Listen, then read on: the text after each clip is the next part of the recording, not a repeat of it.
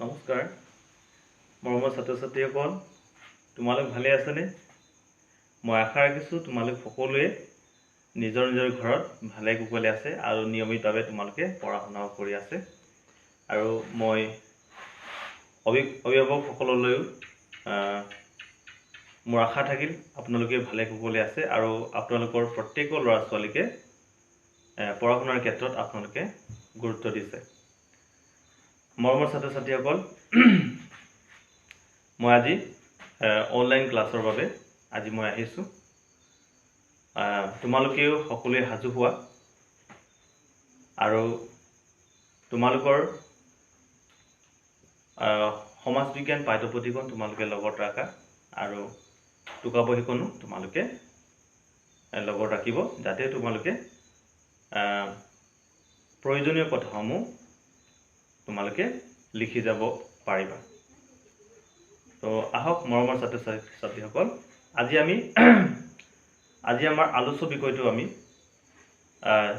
আলোচনা নকৰাৰ আগতে বা আমি জনাৰ এই আলোচ্য বিষয়টো আমি আলোচনা নকৰাৰ আগতে আমি ষষ্ঠমান শ্ৰেণীতে পাই অহা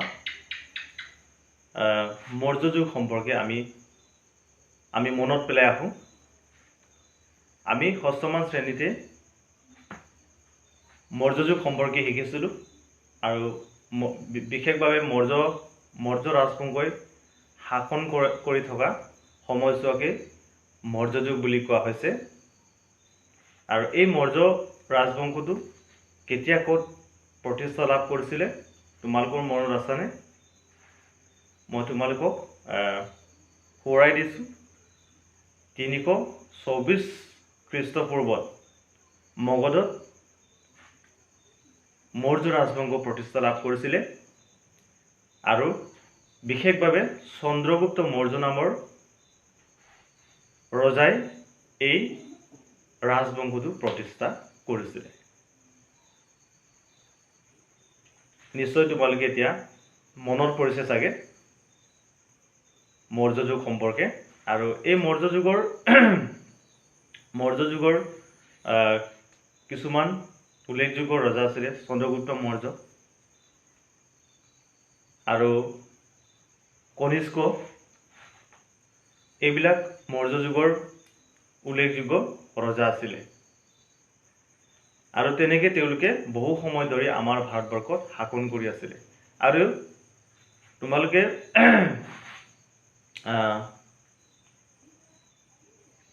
এই কথাটো যদি এতিয়া মনত পেলাই লওঁ তেনেহ'লে সঁচাকৈ আমিও আচৰিত লগা যেন লাগিলেও এইটো সত্য যে মৌৰ্য ৰাজবংশই বৰ্তমান সময়ৰ বাংলাদেশ, ভাৰতৰ অধিকাংশ অংশ আৰু পাকিস্তান, আফগানিস্তান এই ভূখণ্ডবিলাকত শাসন কৰিছিলে।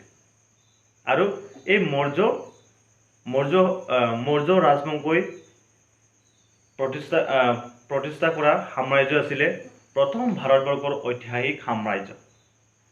মৰমৰ ছাত্ৰ ছাত্ৰীসকল, এতিয়াও ভাৰতৰ প্ৰথম ঐতিহাসিক সাম্ৰাজ্যটোৰ নাম কি বুলি যদি সোধা হয় তেনেহ'লে এই প্ৰথম ঐতিহাসিক সাম্ৰাজ্যটোৱে হৈছে মৌৰ্য সাম্ৰাজ্য। আৰু প্ৰথম ঐতিহাসিক সম্ৰাটগৰাকীৰ নামটোৱে হৈছে চন্দ্ৰগুপ্ত মৌৰ্য। তো এই সম্পৰ্কে আমি ষষ্ঠমান শ্ৰেণীতে পাই আহিছোঁ। তেওঁলোকে বিশাল সাম্ৰাজ্যৰে আমাৰ ভাৰতবৰ্ষকো সামৰি লৈ তেওঁলোকে শাসন কৰি আছিলে। কিন্তু এই বিশাল সাম্ৰাজ্য দখল কৰা, শক্তিশালী ৰূপত প্ৰতিষ্ঠা লাভ কৰা এই সাম্ৰাজ্যও এটা সময়ত শেষ হৈছিলে, এটা সময়ত পতন হৈছিলে। তো মৰমৰ ছাত্ৰ ছাত্ৰীসকল, আমি আজি সেই মৌৰ্য সাম্ৰাজ্যৰ পতনৰ পাছত আমাৰ ভাৰতবৰ্ষত কোনবিলাক ৰাজবংশই প্ৰতিষ্ঠা লাভ কৰিছিলে, কোনবিলাক ৰাজবংশই শাসন আৰম্ভ কৰিছিলে, সেই সম্পৰ্কে আজি আমি আলোচনা কৰিম। তো আজি আমাৰ আলোচ্য বিষয়টো হৈছে মৌৰ্য যুগৰ পৰৱৰ্তী ভাৰতবৰ্ষ। মৰমৰ ছাত্ৰ ছাত্ৰীসকল, আজি আমাৰ আলোচ্য বিষয়টো হৈছে কি? মৌৰ্য যুগৰ পৰৱৰ্তী ভাৰতবৰ্ষ। আৰু আমি এই মৌৰ্য যুগৰ পৰৱৰ্তী ভাৰতবৰ্ষ বুলি কোৱাৰ লগে লগে মৌৰ্য সাম্ৰাজ্য পতন হোৱাৰ পাছত অৰ্থাৎ মৌৰ্য ৰাজবংশটো শেষ হোৱাৰ পাছত আমাৰ ভাৰতবৰ্ষত কোনবিলাক ৰাজবংশই শাসন কৰিছিলে আৰু সেই ৰাজবংশবিলাকৰ দিনত কি সংঘটিত হৈছে বা তেওঁলোকৰ এই পৰৱৰ্তী ৰাজবংশবিলাকে ভাৰতবৰ্ষৰ কাৰণে কি কল্যাণমূলক কাম কৰি গৈছে সেই সম্পৰ্কে আমি ইয়াতে জানিবলৈ পাম। তো মৰমৰ ছাত্ৰ ছাত্ৰীসকল আমি আহক আমি দেৰি নকৰি আজি আমাৰ আলোচ্য বিষয় সম্পৰ্কে আমি আলোচনা আগবঢ়াম। তো মৌৰ্য যুগৰ পৰৱৰ্তী ভাৰতবৰ্ষ বুলি কোৱাৰ লগে লগে মৌৰ্য যুগটো শেষ হোৱাৰ পাছৰ সময়ত অৰ্থাৎ সেই ৰাজবংশটো পতন হোৱাৰ পাছতে যিসকল ৰাজ্য প্ৰতিষ্ঠা লাভ কৰিছিল সেই ৰাজ্যসমূহৰ কথা ইয়াত সাঙুৰি লোৱা হৈছে। পৰৱৰ্তী ভাৰতবৰ্ষৰ ৰাজ্যসমূহ অৰ্থাৎ পৰৱৰ্তী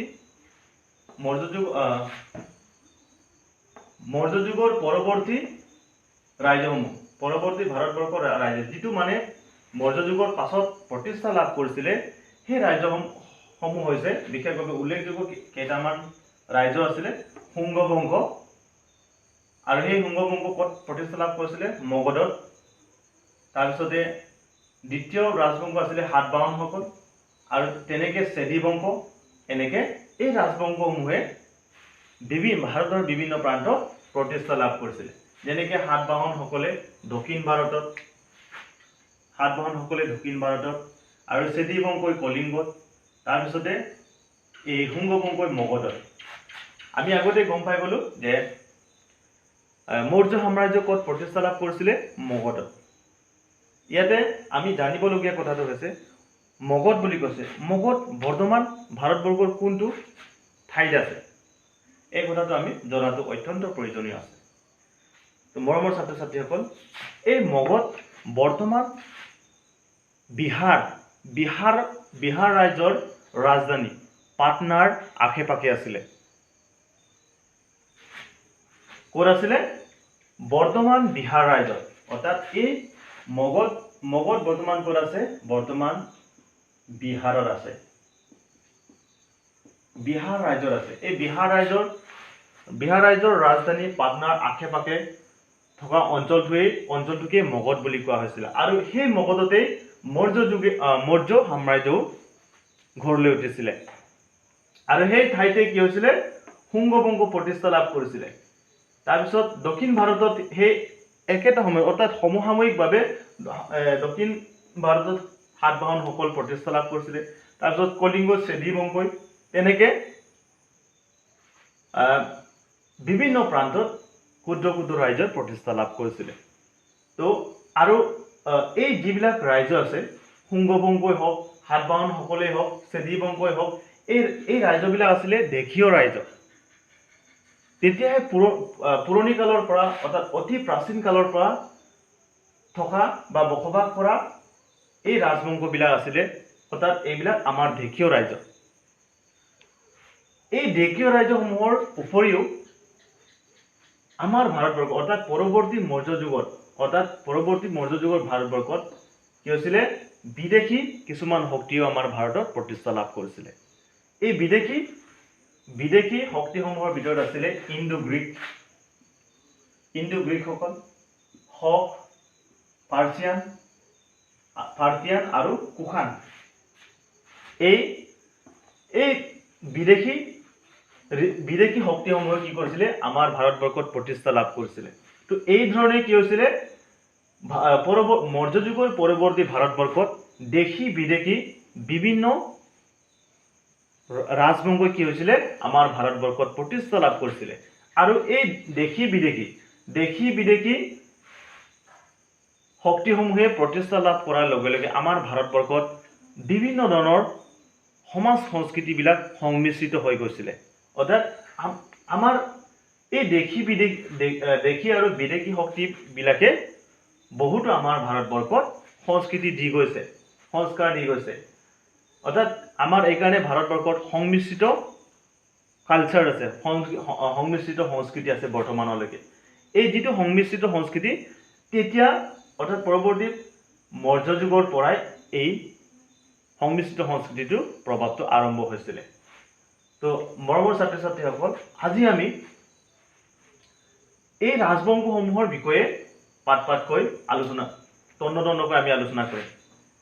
তোমালোকৰো নিশ্চয় জানিবলৈ মন গৈছে চাগে শুঙ্গ বংশ মানে কি, বা কোনটো বংশ শুঙ্গ বংশ, বা সাতবাহনসকল চেদি বংশৰ বিষয়ে আৰু কোনবিলাক ৰজাই শাসন কৰিছিলে সেই সম্পৰ্কে আমি আলোচনা কৰোঁ।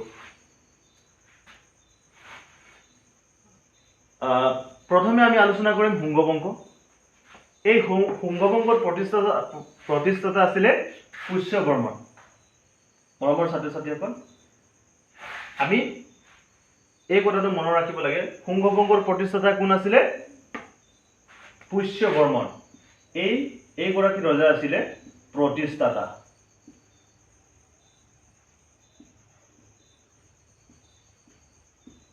শুঙ্গ বংশৰ প্ৰতিষ্ঠাতা আছিলে পুষ্য বৰ্মন। তাৰপিছত কেনেকৈ তেওঁ প্ৰতিষ্ঠা লাভ কৰিলে মই আগতে ক'লো, মগধত যিহেতু মৌৰ্য সাম্ৰাজ্যও আছিলে, মগধক কেন্দ্ৰ কৰি মৌৰ্য সাম্ৰাজ্য গঢ় লৈ উঠিছিলে, কিন্তু সেই মগধতে কি হৈছিলে? শুঙ্গ বংশ প্ৰতিষ্ঠা লাভ কৰিলে। তাৰ মানে এইটো হৈছে মৌৰ্য ৰাজবংশৰ ঠাইতে কি হৈছে? শুঙ্গ বংশ প্ৰতিষ্ঠা লাভ কৰিছে। তো ইয়াৰ পৰাই বুজা গৈছে যে এই নিশ্চয় দুইটা ৰাজবংশৰ মাজতে সংঘাত হৈছিলে, যুদ্ধ হৈছিলে, নহ'লে এটা ৰাজবংশই শাসন কৰি থকা ৰাজ্যত কোনোমতে সহজভাৱে শাসন আৰম্ভ কৰিব নোৱাৰে। তো এই কথাটো আমি ইয়াৰ পৰা আমি প্ৰমাণ কৰিব পাৰোঁ যে বৃহদ্ৰথ, অৰ্থাৎ এই বৃহদ্ৰথ কোন আছিলে? মৌৰ্য যুগৰ শেষ ৰজা। বৃহদ্ৰথ কোন আছিলে? মৌৰ্য সাম্ৰাজ্যৰ বা মৌৰ্য ৰাজবংশৰ শেষ ৰজা আছিলে কি? বৃহদ্ৰথ। মৌৰ্য সাম্ৰাজ্য অৰ্থাৎ মৌৰ্য ৰাজবংশটোৰ শেষ ৰজাক হত্যা কৰিয়ে কি কৰিছিলে? পুষ্য বৰ্মনে শুঙ্গ বংশ প্ৰতিষ্ঠা কৰিলে। ক'ত প্ৰতিষ্ঠা কৰিলে? মগধত। অৰ্থাৎ মৌৰ্য ৰাজবংশই প্ৰতিষ্ঠা লাভ কৰা ঠাইতে কি কৰিলে? মৌৰ্য ৰাজবংশৰ শেষ ৰজা বৃহদ্ৰথক হত্যা কৰি কি কৰিলে? পুষ্য বৰ্মনে মগধত কি কৰিলে? শুঙ্গ বংশ প্ৰতিষ্ঠা কৰিলে, স্থাপন কৰিলে। তো বৃহদ্ৰথক হত্যা কৰাৰ লগে লগে কি হৈছিলে? মৌৰ্য যুগৰ সামৰণি পৰে, মৌৰ্য সাম্ৰাজ্যৰ সামৰণি পৰে। এই কথাটো তোমালোকে মনত ৰাখিবা। আৰু এই বৃহদ্ৰথক হত্যা কৰি পুষ্য বৰ্মনে মগধত কি কৰিলে? শুঙ্গ বংশ প্ৰতিষ্ঠা কৰিলে। আৰু এই শুঙ্গ বংশই কিমান বছৰ কাল শাসন কৰিলে বুলি কৈছে? 112 বছৰ। কিমান বছৰ? 112 বছৰ। অৰ্থাৎ দীঘলীয়া কালৰ বাবে কি কৰিলে? মগধক কেন্দ্ৰ কৰি তেওঁলোকে শাসন কৰিছিলে, অৰ্থাৎ তেওঁলোকে ৰাজত্ব কৰি আছিলে। এই কথাটো মনত ৰাখিবা। শুঙ্গ বংশই মগধত কিমান বছৰ কাল ৰাজত্ব কৰিলে? 112 বছৰ কাল। তাৰপিছত এই শুঙ্গ বংশৰ ৰজাসকল বিশেষভাৱে কি কৰিছিল বুলি কৈছে? হিন্দু ধৰ্মৰ আৰু সংস্কৃতিৰ পৃষ্ঠপোষক আছিলে। হিন্দু ধৰ্মক তেওঁলোকে পৃষ্ঠপোষক কথা কৰিছিল আৰু হিন্দু সংস্কৃতিৰ প্ৰতি তেওঁলোকে পৃষ্ঠপোষক কথা কৰিছিলে। তাৰমানে হিন্দু ধৰ্ম আৰু হিন্দু সংস্কৃতিক তেওঁলোকে সমৰ্থন কৰিছিলে।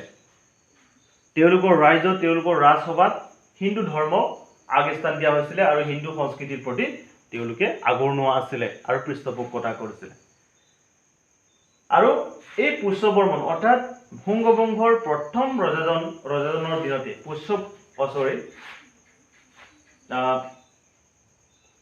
এই শুঙ্গ বংশৰ এগৰাকী ৰজা আছিলে পুষ্যমিত্ৰ। সেই পুষ্যমিত্ৰৰ দিনতে কি হৈছিলে? বিখ্যাত বৈয়াকৰণিক। অৰ্থাৎ এতিয়া তোমালোকক এটা কথা ক'লে হয়তো সহজভাৱে বুজি পাব। তোমালোকে এই পতঞ্জলি বুলি বিস্কুট খাই নহয়, এই পতঞ্জলি বিস্কুটটো গম নোপোৱাকৈ আমি পতঞ্জলিৰ নামটো গম পাই গৈছোঁ, হয় নহয়? তাৰমানে আমি একো অৰ্থ নজনাকৈ আমি পতঞ্জলি বিস্কুটৰ যোগেদি কি হৈছে? পতঞ্জলিৰ নামটো আমি জানিছোঁ। পতঞ্জলিটো কোন আছিল তোমালোকে জানানে? এইটো যিটো বিস্কুটৰ নাম দিছে সেই পতঞ্জলিটো এগৰাকী মহান কবিৰ নাম আছে। মৰমৰ ছাত্ৰ ছাত্ৰীসকল এই কথাটো তোমালোকে মনত ৰাখিবা। এই পতঞ্জলি বিস্কুটৰ যিটো নাম দিছে সেই পতঞ্জলিটো বিশেষভাৱে মহান এগৰাকী কবিৰ নাম আছিলে। এই কবিগৰাকীৰ নাম আছিলে তেওঁ এগৰাকী ব্যাকৰণবিদ, তাক বৈয়াকৰণিক বুলি কৈছে পতঞ্জলি। অৰ্থাৎ শুংগ শাসন কৰি থকা সময়তে পুষ্যমিত্ৰ নামৰ এগৰাকী ৰজা আছিলে। সেই ৰজাৰ দিনতে কি হৈছিলে, পতঞ্জলিয়ে সংস্কৃত ব্যাকৰণ মহাভাষ্য ৰচনা কৰে। কি ৰচনা কৰে? সংস্কৃত ব্যাকৰণ ৰচনা কৰে। আৰু এই সংস্কৃত ব্যাকৰণৰ নামটো কি আছিলে? মহাভাষ্য। এই কথাটো তোমালোকে মনত ৰাখিব। সংস্কৃত ব্যাকৰণৰ নামটো কি? বিখ্যাত সংস্কৃত ব্যাকৰণৰ নামটো কি আছিলে? মহাভাষ্য। অৰ্থাৎ মহাভাষ্য কোনে ৰচনা কৰিছিলে? পতঞ্জলিয়ে। বা পতঞ্জলিয়ে ৰচনা কৰা সংস্কৃত ব্যাকৰণৰ নাম কি? মহাভাষ্য। এই কথাটো তোমালোকে মনত ৰাখিবা। শুংগবংশই 112 বছৰ কাল ৰাজত্ব কৰিছিলে। এই 112 বছৰ কালত বিভিন্ন ৰজাই শাসন কৰিছিলে, কিন্তু ইয়াতে সেই ৰজাসমূহৰ বিষয়ে বিশেষভাৱে ইমান উল্লেখ নাই। অৰ্থাৎ ইয়াতে বিশেষভাৱে দুগৰাকী ৰজাৰ বিষয়ে ইয়াত কোৱা হৈছে, পুষ্যবৰ্মন আৰু পুষ্যমিত্ৰৰ কথা কোৱা হৈছে। তো মুঠৰ ওপৰত আমি থুলমূলকৈ হ'লেও আমি শুংগ বংশৰ বিষয়ে ইয়াৰ পৰা আমি স্পষ্টকৈ বুজিব পাৰোঁ যে শুংগ বংশৰ প্ৰতিষ্ঠাতা আছিলে পুষ্যবৰ্মন। তেওঁ কাক হত্যা কৰি প্ৰতিষ্ঠা কৰিছিলে? অৰ্থাৎ মৌৰ্য ৰাজবংশৰ শেষ ৰজা বৃহদ্ৰথক হত্যা কৰি তেওঁ মগধত, অৰ্থাৎ পুষ্যবৰ্মনে মগধত শুংগ বংশ স্থাপন কৰে। তাৰপিছতে তেওঁলোকে 112 বছৰ কাল ৰাজত্ব কৰে। আৰু এই শুংগ বংশৰ ৰজাসকল হিন্দু ধৰ্ম আৰু সংস্কৃতিৰ পৃষ্ঠপোষক আছিল। আৰু শুংগ বংশৰ ৰজা পুষ্যমিত্ৰৰ দিনতে কি হৈছিলে? বিখ্যাত বৈয়াকৰণিক পতঞ্জলিয়ে সংস্কৃত ভাষাৰ ব্যাকৰণ মহাভাষ্য ৰচনা কৰে। আৰু তেওঁৰ এই শুংগ বংশৰ পাছতে উত্তৰ ভাৰতত আৰু আন এটা সৰু ৰাজ্য প্ৰতিষ্ঠা লাভ কৰিছিল বুলি কৈছে। সেই ৰাজ্যটো হৈছে কাণ্ড বংশ। এই কাণ্ড বংশটো ক'ত শাসন কৰি আছিলে? ক'ত প্ৰতিষ্ঠা লাভ কৰিছিলে? উত্তৰ ভাৰততে শাসন কৰি আছিলে। আৰু এই কাণ্ড বংশৰ সামৰণি কেতিয়া পৰিছিলে? সাতবাহনসকলৰ আক্ৰমণত। অৰ্থাৎ সাতবাহনসকলৰ আক্ৰমণতে কি হৈছিলে? এই ৰাইজৰ কি হৈছিলে? সামৰণি পৰিছিলে, অন্ত পৰে।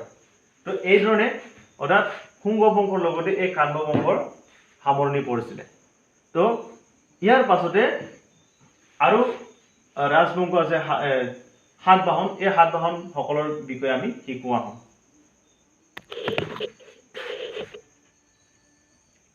মৰমৰ ছাত্ৰ ছাত্ৰীসকল, শুংগ বংশৰ দৰে এই সাতবাহনসকলে আমাৰ ভাৰতত শাসন কৰি আছিলে। আৰু এই সাতবাহনসকলৰ প্ৰতিষ্ঠাতা আছিলে হিমুক নামৰ ৰজাই এই ৰাজ্য প্ৰতিষ্ঠা কৰিছিলে। আৰু সাতবাহনসকলে কিমান বছৰ কাল ৰাজত্ব কৰিছিলে? 300 বছৰ কাল। কিমান বছৰ ৰাজত্ব কৰিছিলে? 3 বছৰ কাল ৰাজত্ব কৰিছিলে। আৰু ক'ত ৰাজত্ব কৰিছিলে? দক্ষিণাত্যত। এতিয়া এই দক্ষিণাত্য ক'ত আছে তোমালোকে জানানে? এতিয়া আমি যে এতিয়া আমাৰ গাঁৱৰ মানুহবিলাক কেৰেলা বা চেন্নাই, তামিলনাডু সেইফালে কাম কৰিবলৈ যায়। সেই অঞ্চলবিলাকে আছিলে তেতিয়াৰ দক্ষিণাত্য। অৰ্থাৎ দক্ষিণ ভাৰতকে দক্ষিণাত্য বুলি কোৱা হয়। এই দক্ষিণ ভাৰততে কিমান বছৰ কাল শাসন কৰিছিলে তেওঁলোকে? 300 বছৰ কাল ধৰি তেওঁলোকে শাসন কৰিছিলে। আৰু এই সাতবাহনসকলক অন্ধ্ৰ বুলিও কোৱা হয়। অন্ধ্ৰ বুলি কোৱা হয়। অৰ্থাৎ সাতবাহনসকলক কি বুলি কোৱা হয়? অন্ধ্ৰ বুলি কোৱা হয়। আৰু বৰ্তমান এই মানুহবিলাক এতিয়া ক'ত আছে বুলি যদি সোধা হয়, বৰ্তমান ভাৰতবৰ্ষৰ এখন ৰাজ্য অন্ধ্ৰপ্ৰদেশ। বিশেষভাৱে সেই অন্ধ্ৰপ্ৰদেশ ৰাজ্যৰ যিবিলাক অধিবাসী আছে, এই অধিবাসী লোকসকলেই সাতবাহনসকল আছিল বুলি এতিয়া অনুমান কৰা হৈছে বুজি পাইছেনে এতিয়া আমাৰ ভাৰতবৰ্ষৰ এটা অংগৰাজ্য হৈছে অন্ধ্ৰপ্ৰদেশ যিটো দক্ষিণ ভাৰতত আছে সেই অন্ধ্ৰপ্ৰদেশত বসবাস কৰা লোকসকলকেই তেতিয়াৰ সময়ৰ সাতবাহন সকল বুলি অনুমান কৰা হৈছে তো ইয়াৰ পৰা স্পষ্টকৈ বুজা গৈছে যে সাতবাহন সকল এতিয়া বৰ্তমান ক'ত আছে অন্ধ্ৰপ্ৰদেশত অৰ্থাৎ তেওঁলোকক এই কাৰণে অন্ধ্ৰ বুলি কোৱা হৈছিল এই অন্ধ্ৰৰ পৰাই অন্ধ্ৰপ্ৰদেশ ৰাজ্যৰ নামটো হৈছে বুলি ধাৰণা কৰা হৈছে আৰু সাতবাহন সকলৰ শাসন ব্যৱস্থাত দুই ধৰণৰ শাসন ব্যৱস্থা আছিল বুলি কৈছে ইয়াতে দুই ধৰণৰ শাসন ব্যৱস্থাৰ কথা কৈছে আমি আমাৰ ভাৰতবৰ্ষটো বা অন্যান্য শাসন ব্যৱস্থাটো আমি দুই ধৰণৰ শাসন ব্যৱস্থা পোৱা যায় এইটো কি এটা হৈছে প্ৰত্যক্ষীয় আৰু আনটো হৈছে পৰোক্ষীয় এটা হৈছে প্ৰত্যক্ষীয় শাসন ব্যৱস্থা আৰু আনটো হৈছে পৰোক্ষীয় শাসন ব্যৱস্থা যদি আমি ইংৰাজীত কয় ডাইৰেক্ট এণ্ড ইনডাইৰেক্ট সাতবাহন সকলৰ দিনতো সেই শাসন ব্যৱস্থা আৰম্ভণি হৈছিল বুলি কৈছে অৰ্থাৎ ইয়াতে পৰোক্ষীয় শাসন ব্যৱস্থাটো কি বুলি কৈছে যে ৰজাৰ অনুগত সকলেও কিছুমান অঞ্চল শাসন কৰা হৈছিল অৰ্থাৎ ৰজাৰ অনুমতি অনুসৰি তেতিয়াৰ সময়তো কিছুমান অঞ্চল পৰিচালনা কৰিবৰ কাৰণে অৰ্থাৎ চোৱা চিতা কৰিবৰ কাৰণে কিছুমান বিশেষ মন্ত্ৰী বা কিছুমান বিশেষ মানুহক দায়িত্ব দিয়া হৈছিল এইটো হৈছে পৰোক্ষীয় শাসন ব্যৱস্থা আৰু প্ৰত্যক্ষীয় শাসন ব্যৱস্থাটো হৈছে ৰজাই নিজে শাসন ডাইৰেক্টলি নেতৃত্ব দি অৰ্থাৎ প্ৰত্যক্ষভাৱে নেতৃত্ব দি শাসন কৰাটো হৈছে প্ৰত্যক্ষীয় শাসন ব্যৱস্থা এনেকৈ সাতবাহন সকলৰ দিনত দুই ধৰণৰ শাসন ব্যৱস্থা আছিল এতিয়া আমি সাধাৰণভাৱে যদি কওঁ আমাৰ ৰাজ্য চৰকাৰ আছে আৰু কেন্দ্ৰীয় চৰকাৰ আছে এতিয়া প্ৰধানমন্ত্ৰীৰ নেতৃত্বত কেন্দ্ৰীয় চৰকাৰ প্ৰত্যক্ষভাৱে পৰিচালনা কৰা হয় কিন্তু ৰাজ্যৰ যিবিলাক চৰকাৰ আছে সেই ৰাজ্যিক চৰকাৰবিলাকক পৰোক্ষভাৱে পৰিচালনা কৰা হয় কাৰণ আমাৰ ৰাজ্যত মুখ্যমন্ত্ৰীৰ নেতৃত্বতে ৰাজ্যসমূহত পৰিচালনা কৰা হয় যিয়ে নহওক এই ধৰণৰ প্ৰত্যক্ষ আৰু পৰোক্ষ শাসন ব্যৱস্থাৰ আৰম্ভণিটো সাতবাহন সকলৰ দিনৰ পৰাই আৰম্ভ হৈছে তাৰপিছত তেতিয়াৰ পৰা অৰ্থাৎ বৰ্তমান সময়ত যেনেকৈ আমাৰ দেশৰ উন্নতিৰ কাৰণে এটা মূল ভেটিৰ প্ৰয়োজন আছে এতিয়া যিহেতু আমাৰ ভাৰতবৰ্ষ এখন উন্নয়নশীল দেশ আমাৰ দেশখন উন্নতি হ'বলৈ হ'লে আমাৰ দেশত কিছুমান সোৰ্স লাগিব উৎস লাগিব তেনেকৈ আমাৰ ভাৰতবৰ্ষখন বিশেষভাৱে তোমালোকে হয়তো কেতিয়াবা শুনিছে আমাৰ ভাৰতবৰ্ষৰ অধিকাংশ মানুহে খেতিৰ ওপৰতে নিৰ্ভৰ কৰে অৰ্থাৎ এতিয়া আমি আমাৰ নিজৰ গাঁৱৰ কথাই যদি চাওঁ আমাৰ গাঁৱৰ বেছিভাগ মানুহে অৰ্থাৎ 100 জনৰ ভিতৰত 95 জন মানুহে কি কৰে খেতি কৰি জীয়াই থাকে তাৰমানে এনেকৈ গৈ গোটেই ভাৰতবৰ্ষত কৃষিৰ ওপৰতে নিৰ্ভৰ কৰি জীয়াই আছে বৰ্তমান সময়লৈকে এনেকৈ কৃষিভিত্তিক অৰ্থাৎ কৃষিৰ ওপৰত অৰ্থনীতিটো নিৰ্ভৰ কৰি চলি অহাটো তেতিয়াৰ পৰাই হৈছে অৰ্থাৎ সাতবাহন সকলৰ এটা অৰ্থনীতিৰ ভেটিটো আছিলে কৃষি বেছিভাগ মানে খেতিৰ পৰাই ৰাজহুৱা আয়টো আহিছিলে অৰ্থাৎ ৰাজভঁৰাললৈ খেতিৰ পৰাই বেছি আহিছিল বুলি কৈছে আৰু এই কাৰণে তেতিয়া কৃষিৰ ক্ষেত্ৰত কৃষি অৰ্থনীতি তেতিয়া শক্তিশালী আছিলে আৰু এই খেতিৰ উপৰিও আৰু কিছুমান জীৱিকা আছিলে সেইটো হৈছে ধাতু পাথৰ আৰু মৃৎশিল্প এইবিলাকৰ ওপৰতে বিভিন্ন ধৰণৰ উদ্যোগ গঢ়ি উঠিছিলে বৰ্তমান সময়ত যেনেকৈ আমাৰ ভাৰতবৰ্ষতো বিভিন্ন ধৰণৰ উদ্যোগ কল কাৰখানা গঢ়ি উঠিছে ঠিক তেনেকৈ সেই তেতিয়াৰ সময়তে ধাতুৰ উদ্যোগ বা ধাতুৰ শিল্প পাথৰ বা মৃৎশিল্প এইবিলাকৰ ওপৰত নিৰ্ভৰ কৰি উদ্যোগ গঢ়ি উঠিছিল অৰ্থাৎ এইবিলাক মানুহৰ একোটা জীৱিকা হিচাপে তেতিয়াৰ পৰাই পৰিচিত হৈছে আৰু কৃষিৰ উপৰি এই ধৰণৰ বিভিন্ন ধৰণৰ কল কাৰখানা বা উদ্যোগসমূহ থকাৰ কাৰণে কি হৈছিলে এই সাতবাহনসকলে আমাৰ ভাৰতৰ হয় অকল আমাৰ দেশীয় ৰাজ্যবিলাকৰ লগতেই নহয় বিদেশৰ লগতো ব্যৱসায় বাণিজ্যৰ সম্পৰ্কটো বজাই ৰাখিব পাৰিছিলে আৰু এই সাতবাহনসকলে ৰোমান সাম্ৰাজ্য ৰোমসকলৰ লগতে আৰু দক্ষিণ পূব এছিয়াৰ যিমানখিনি দেশ আছে সেই দেশসমূহৰ মাজতে বাণিজ্যিক সম্পৰ্ক স্থাপন কৰিছিল বুলি জনা গৈছে ইয়াতে দক্ষিণ পূব এছিয়া বুলি কোৱাৰ লগে লগে এতিয়া আমি যদি ভাৰতৰ মেপখন চাওঁ তেনেহ'লে দক্ষিণ পূব এছিয়া বুলি ক'লে south Korea north Korea Japan এইবিলাক দেশৰ কথা আমি বুজা যায় তেতিয়াৰ সময়ৰ পৰাই অৰ্থাৎ জাপানে হওক দক্ষিণ কোৰিয়াই হওক সাউথ কোৰিয়াই হওক বা এনেকৈ দক্ষিণ পূব এছিয়াৰ এই দেশসমূহৰ মাজতে কি হৈছিলে তেতিয়াৰ সময়ৰ পৰাই ব্যৱসায় বাণিজ্য স্থাপন হৈছিলে অৰ্থাৎ ব্যৱসায় কৰিছিলে এই কথাটো তোমালোকে বুজি পাইছানে বিদেশৰ লগত ব্যৱসায় বাণিজ্য কৰাটো তাৰ মানে আমাৰ ভাৰতত উৎপাদিত বস্তুসমূহ বিদেশলৈ লৈ যায় আৰু বিদেশৰ পৰা উৎপাদিত বস্তুটো আমাৰ ভাৰতত আনি ইয়াতে বিক্ৰী কৰে এনেধৰণে আন্তঃৰাষ্ট্ৰীয় বাণিজ্যিক ব্যৱস্থাটো চলি থাকে তো সেই ব্যৱস্থাটো অৰ্থাৎ বিদেশৰ লগত ব্যৱসায় বাণিজ্য কৰাটো সাতবাহনসকলৰ দিনতো হৈছিলে ৰোমান সাম্ৰাজ্য আৰু দক্ষিণ পূব এছিয়াৰ ভিতৰত থকা দেশসমূহৰ মাজত তাৰপিছতে যদি আমি চাওঁ সমাজ ব্যৱস্থা তেতিয়া সমাজৰ কিছুমান বৈশিষ্ট্য আমি দেখিবলৈ পোৱা যায় এই সাতবাহনসকলৰ দিনতে তেতিয়া সামাজিক বৈশিষ্ট্য বা সমাজ ব্যৱস্থাৰ কিছুমান যদি লক্ষণ বা গুণ বা বৈশিষ্ট্য আমি চাবলৈ যাওঁ তেনেহ'লে তেতিয়া কি চলি আছিলে যৌথ পৰিয়াল মৰমৰ ছাত্ৰ ছাত্ৰীসকল তেতিয়া কি পৰিয়ালৰ ব্যৱস্থাটো কি আছিলে তেতিয়া যৌথ পৰিয়াল আমি সকলোৱে জানো যৌথ পৰিয়াল আৰু একক পৰিয়াল দুই ধৰণৰ পৰিয়ালৰ ব্যৱস্থাৰ কথা আমি জানো যৌথ পৰিয়াল মানে ঘৰৰ মানে যিমানখিনি মানুহ আছে একেলগে থকা যেনে আমাৰ যেনেকৈ চাৰিজন আমাৰ দেউতাৰ চাৰিজন ভাই ককাই আছে এই গোটেইখিনি বিয়া পতাৰ পাছতো একেলগে বসবাস কৰাটো এইটো হৈছে যৌথ পৰিয়াল কিন্তু যেতিয়া বিয়া হোৱাৰ পাছত প্ৰত্যেকেই নিজৰ নিজৰ কাৰণে ঘৰ বনাই মানে নিজৰ ল'ৰা ছোৱালী আৰু নিজৰ মথা মাইকী একেলগে থাকে তাক আমি একক পৰিয়াল বুলি কওঁ কিন্তু তেতিয়া সময়তে কি ব্যৱস্থা চলি আছিলে যৌথ পৰিয়াল তাৰমানে পৰিয়ালৰ গোটেই মানুহবিলাক একেলগে বসবাস কৰি জীয়াই আছিলে বা সেই ধৰণৰ ব্যৱস্থা আছিলে আৰু তেতিয়া সমাজ ব্যৱস্থাটো কি আছিলে যিকোনো সিদ্ধান্তবিলাক কোনে লৈছিলে পিতৃ প্ৰধান অৰ্থাৎ পুৰুষ প্ৰধান বুলি ক'লে ভুল নহয় তেতিয়া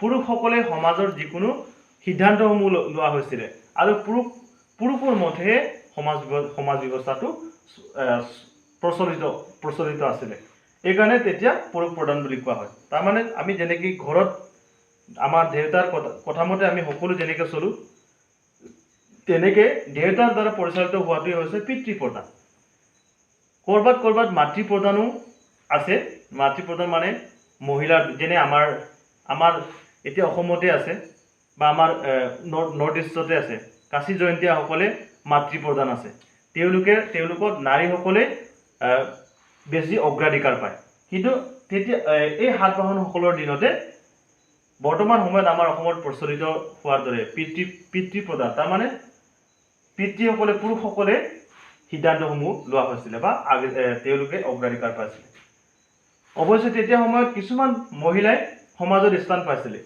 সেই মহিলাবিলাকৰ ভিতৰত বিশেষভাৱে সম্ভ্ৰান্ত ধনী ঘৰৰ মহিলা আৰু ৰাজ পৰিয়াল অৰ্থাৎ ৰজাঘৰৰ পৰিয়ালৰ মহিলাসকলে স্থান পাইছিলে তো এই ধৰণে কি হৈছিলে সমাজ ব্যৱস্থাটো প্ৰচলিত আছিলে তো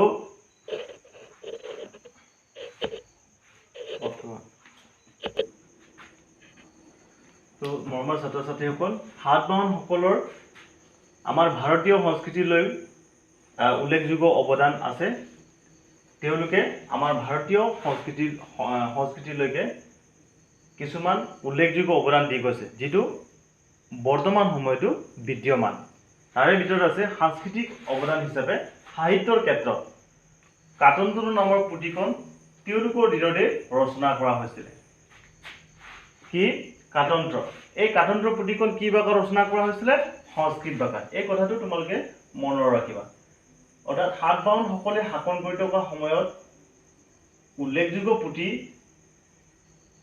পুথি আছিলে সেইটো হৈছে কাতন্ত্ৰ আৰু আন এখন আছিলে বৃহৎ কথা। এই কাতন্ত্ৰ আৰু বৃহৎ কথা তেতিয়া সময়তে ৰচনা কৰা একোটা পুথি। অৰ্থাৎ কাতন্ত্ৰ সংস্কৃত ভাষাত ৰচিত হৈছিলে আৰু বৃহৎ কথা প্ৰাকৃত ভাষাত ৰচনা কৰা হৈছিলে। আৰু সেই দুখন পুথিয়ে অৰ্থাৎ এতিয়ালৈকে ভাৰতীয় সাহিত্যত উল্লেখযোগ্য অৱদান আছে। অৰ্থাৎ এই দুখন পুথিয়ে তেতিয়াৰ সময়তে ৰচনা কৰা পুথি।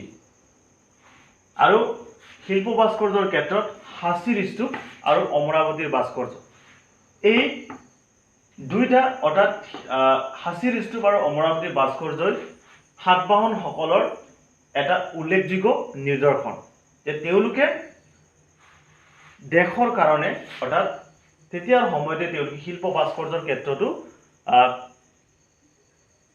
পিছুৱাই যোৱা নাছিলে। অৰ্থাৎ তেওঁলোকে এইবিলাকৰ ক্ষেত্ৰতো তেওঁলোকে আগত আছিলে। অৰ্থাৎ ইফালৰ পৰা যদি চাওঁ ভাৰতীয় সংস্কৃতিলৈকে তেওঁলোকে সাহিত্য ক্ষেত্ৰতে হওক শিল্প ভাস্কৰ্যৰ ক্ষেত্ৰতে হওক তেওঁলোকে উল্লেখযোগ্য অৱদান দি গৈছে, যিটো বৰ্তমান সময়তো দেখিবলৈ পোৱা যায়।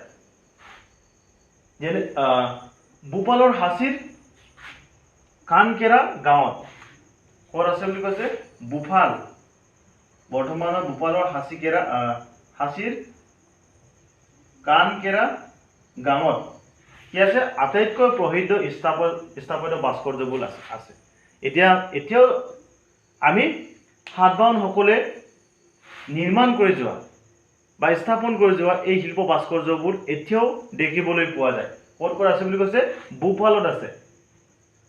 আৰু ইয়াত অমৰাৱতী ভাস্কৰ্য কোৱা হৈছে। এইবিলাক এতিয়াও তাৰমানে দেখিলে সাতবাহনসকলৰ মানে কাৰুকাৰ্যক আমি জানিব পাৰে। তেওঁলোকৰ যিটো অৱদান যিটো দি গৈছে সেই অৱদানৰ পৰা আমি অনুমান কৰিব পাৰোঁ যে তেওঁলোকে এইবিলাক কাম কৰি সঁচাকৈ ভাল পাইছিল বা এইবিলাক কাম কৰি তেওঁলোকে সন্তুষ্ট হৈছিলে, যিটো বৰ্তমান সময়ত আমাৰ ভাৰতীয় সমাজৰ কাৰণে একোটা মূল্যৱান সম্পদ। আৰু প্ৰসিদ্ধ শিল্প ভাস্কৰ্যবোৰ ক'ত আছে বুলি কৈছে? ভূপালৰ সাঁচীৰ কাণকেৰা গাঁৱত আছে বুলি কৈছে। আৰু এই সাতবাহনসকলৰ এটা উল্লেখযোগ্য এটা কাম এটা আছে, সেইটো হৈছে তেতিয়াই তেওঁলোকে উত্তৰ ভাৰত আৰু দক্ষিণ ভাৰত দুখন ভাৰতক কি কৰিব পাৰিছিলে? সংযোগ স্থাপন কৰিব পাৰিছিলে।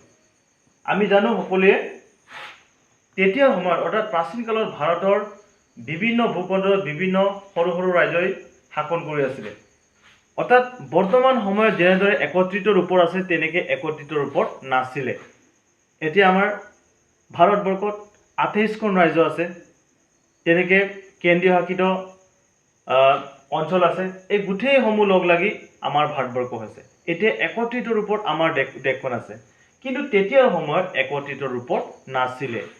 এই বৰ্তমানৰ যিটো একত্ৰিত এখন দেশ বা এখন ভাৰত, সেই ভাৰতবৰ্ষৰ একতাটো সাতবাহনসকলৰ দিনৰ পৰা আৰম্ভ হৈছিলে।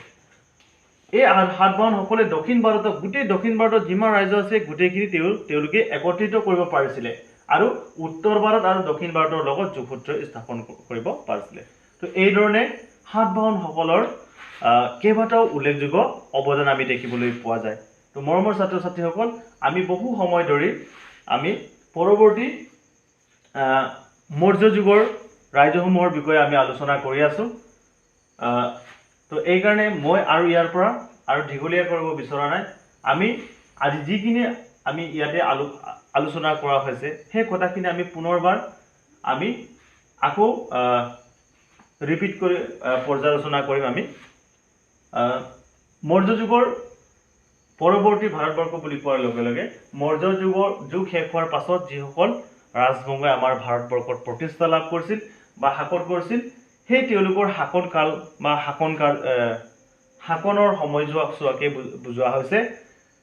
তো মৌৰ্য যুগ বা মৌৰ্য ৰাজবংশটোৰ পাছত আমাৰ ভাৰতবৰ্ষত কেইবাটাও দেশীয় ৰাজ্যই শাসন কৰিছিলে, যেনে শুংগ বংশ, সাতবাহনসকল বা কাণ্ড বংশই হওক, তেনেকৈ কেইবাটাও দেশীয় ৰাজ্য আৰু বিদেশী শক্তিও আমাৰ ভাৰতবৰ্ষত প্ৰতিষ্ঠা লাভ কৰিছিলে, যেনে পাৰ্টিয়ান হওক, ইণ্ডো গ্ৰীক এইবিলাকেও আমাৰ ভাৰতবৰ্ষত প্ৰতিষ্ঠা লাভ কৰিছিলে। আৰু আমাৰ দেশীয় ৰাজবংশবিলাকৰ ভিতৰত আছিলে শুংগ বংশ, যিটো ৰাজবংশ মৌৰ্য যুগক পৰাস্ত কৰি, অৰ্থাৎ মৌৰ্য যুগৰ তেওঁলোকৰ শাসনকাল সামৰণি মাৰি তেওঁলোকে মগধতে স্থাপন কৰিছিলে। অৰ্থাৎ মগধক কেন্দ্ৰ কৰিয়ে মৌৰ্য ৰাজবংশটো প্ৰতিষ্ঠা লাভ কৰিছিলে। কিন্তু সেই মগধতে কি হৈছিলে, পুষ্যমিত্ৰই মৌৰ্য ৰাজবংশৰ শেষ ৰজা বৃহদ্ৰথক হত্যা কৰি শুংগ বংশ প্ৰতিষ্ঠা কৰিছিলে। এইধৰণে তেওঁলোকে প্ৰতিষ্ঠা কৰি 112 বছৰকাল ৰাজত্ব কৰিলে। আৰু সেই শুংগ বংশৰ ৰজাসকলৰ ভিতৰতে পুষ্যমিত্ৰ বুলি এগৰাকী ৰজা আছিলে। সেই ৰজাৰ দিনতে পতঞ্জলীয়ে কি কৰিছিলে, এটা সংস্কৃত ব্যাকৰণ ৰচনা কৰি গৈছে। আৰু সেই সংস্কৃত ব্যাকৰণখনৰ নাম আছিলে মহাভাষ্য। আৰু ইয়াৰ পাছতে এই শুংগ বংশৰ পাছতে কাম্ব বংশ বুলিও উত্তৰ ভাৰতত শাসন কৰিছিলে। আৰু সেই কাম্ব বংশটো সাতবাহনসকলৰ আক্ৰমণত সেই ৰাজবংশত অন্ত পৰে। আৰু ইয়াৰ পাছত আহিলে সাতবাহনসকলৰ উল্লেখযোগ্য অৱদান আছে আমাৰ ভাৰতীয় সংস্কৃতিলৈ। এই সাতবাহনসকলৰ প্ৰতিষ্ঠাতা আছিলে হিমুক। তোমালোকে মনত আছে চাগে, হিমুকে প্ৰতিষ্ঠা কৰিছিলে। আৰু এই সাতবাহনসকল বৰ্তমান ক'ত আছে বুলি কৈছে, বৰ্তমান ভাৰতৰ অংগৰাজ্য অন্ধ্ৰপ্ৰদেশ। আৰু তেতিয়া সেইকাৰণে তেওঁলোকক অন্ধ্ৰ বুলি কোৱা হৈছিলে। আৰু এই সাতবাহনসকলৰ শাসন ব্যৱস্থাত দুই ধৰণৰ শাসন ব্যৱস্থা আছিলে, প্ৰত্যক্ষ আৰু পৰোক্ষ। পৰোক্ষ শাসন ব্যৱস্থাত ৰজাৰ অনুমতি মৰ্মে ৰজাৰ অনুগতসকলে ৰাইজৰ কিছু অংগ তেওঁলোকে পৰিচালনা কৰিছিল বা শাসন কৰিছিলে। আৰু কিছুমান ৰাইজৰ ৰজাই প্ৰত্যক্ষভাৱে শাসন কৰিছিলে। তো এনেকৈ দুই ধৰণৰ শাসন ব্যৱস্থা আছিলে। আৰু তেতিয়া সমাজ ব্যৱস্থাৰ ক্ষেত্ৰত তেতিয়া সাতবাহনসকল শাসন কৰি থকা সময়ত যৌথ পৰিয়ালৰ ব্যৱস্থা আছিলে, পিতৃ প্ৰধান সমাজৰ ব্যৱস্থা আছিলে। তাৰপিছত কিছুমান সম্ভ্ৰান্ত পৰিয়ালৰ মহিলাসকলেহে সমাজত স্থান পাইছিলে। এইদৰে দক্ষিণায়নত অৰ্থাৎ দক্ষিণ ভাৰতত সাতবাহনসকলে 300 বছৰ কাল ধৰি তেওঁলোকে শাসন কৰিলে। তেওঁলোকৰ সাংস্কৃতিক ক্ষেত্ৰতে উল্লেখযোগ্য অৱদান হৈছে সাহিত্যৰ ক্ষেত্ৰত কাতন্ত্ৰ আৰু বৃহৎকথা এই উল্লেখযোগ্য অৰ্থাৎ মূল্যৱান পুথি সেই সময়তে ৰচিত হৈছিলে। কাতন্ত্ৰ সংস্কৃত ভাষা ৰচিত হৈছিলে আৰু বৃহৎকথা প্ৰাকৃত ভাষা। তাৰপিছতে শিল্প ভাস্কৰ্যৰ ক্ষেত্ৰত সাঁচীৰ স্তূপ আৰু অমৰাৱতীৰ ভাস্কৰ্য এতিয়াও ভাৰতবৰ্ষত বিখ্যাত আৰু বিদ্যমান। এই শিল্প ভাস্কৰ্য সাতবাহনসকলৰ উল্লেখযোগ্য এটা নিদৰ্শন, শিল্প ভাস্কৰ্যৰ ক্ষেত্ৰত উল্লেখযোগ্য নিদৰ্শন। ভূপালৰ সাঁচীৰ কানকেৰা গাঁৱত আটাইতকৈ প্ৰসিদ্ধ স্থাপত্য ভাস্কৰ্যবোৰ আছে। তাৰপিছত দক্ষিণ ভাৰতক একত্ৰিত কৰা ৰাজবংশটোৱে আছিলে সাতবাহনসকল। আৰু উত্তৰ আৰু দক্ষিণ ভাৰতক যোগসূত্ৰ স্থাপন তেওঁলোকেই কৰিছিলে। তো এইধৰণে আমি আজি মৌৰ্য যুগৰ পৰৱৰ্তী ভাৰতবৰ্ষৰ ৰাজবংশসমূহৰ আমি বিশেষভাৱে দুইটা ৰাজবংশৰ বিষয়ে আমি আলোচনা কৰিছিলোঁ, কৰিলোঁ। পৰৱৰ্তী সময়ত আমি আকৌ আলোচনা কৰি যাম। তো মই আশা ৰাখিছোঁ তোমালোকে নিশ্চয় বুজি পাইছা। এতিয়া তোমালোকক মই কিছুমান প্ৰশ্ন লিখি দিম। তোমালোকে সেই প্ৰশ্নসমূহ নিজৰ নিজৰ টোকা বহীত লিখি লোৱা। আৰু সেই প্ৰশ্নসমূহ তোমালোকে গৃহকৰ্ম হিচাপে তোমালোকে লিখি জমা দিব লাগিব। তো আহক মই প্ৰশ্নটো লিখিছোঁ।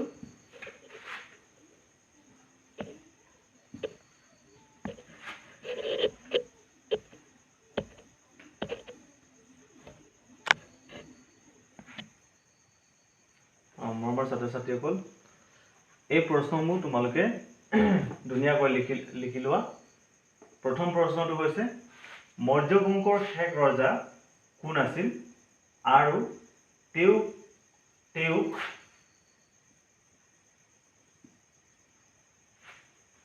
কোনে হত্যা কৰি নতুন ৰাজবংশ প্ৰতিষ্ঠা কৰিছিল? আমি ইতিমধ্যে আলোচনা কৰিলোঁ এই বিষয়ে। তাৰপিছত 2 নম্বৰ প্ৰশ্ন হৈছে সাতবাহনসকল বৰ্তমান ভাৰতৰ কোন ৰাজ্যৰ অধিবাসী তেওঁলোকে ভাৰতীয় সংস্কৃতিলৈ আগবঢ়োৱা অৱদানৰ বিষয়ে লিখা আৰু 3 নম্বৰ প্ৰশ্ন হৈছে ইয়াতে সাতবাহন হ'ব লাগিছিলে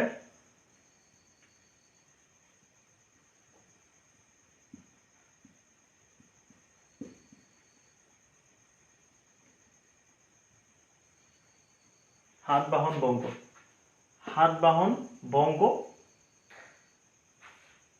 বংগৰ প্ৰতিষ্ঠাতা কোন অলপ এইটো মিলাই দিছো মই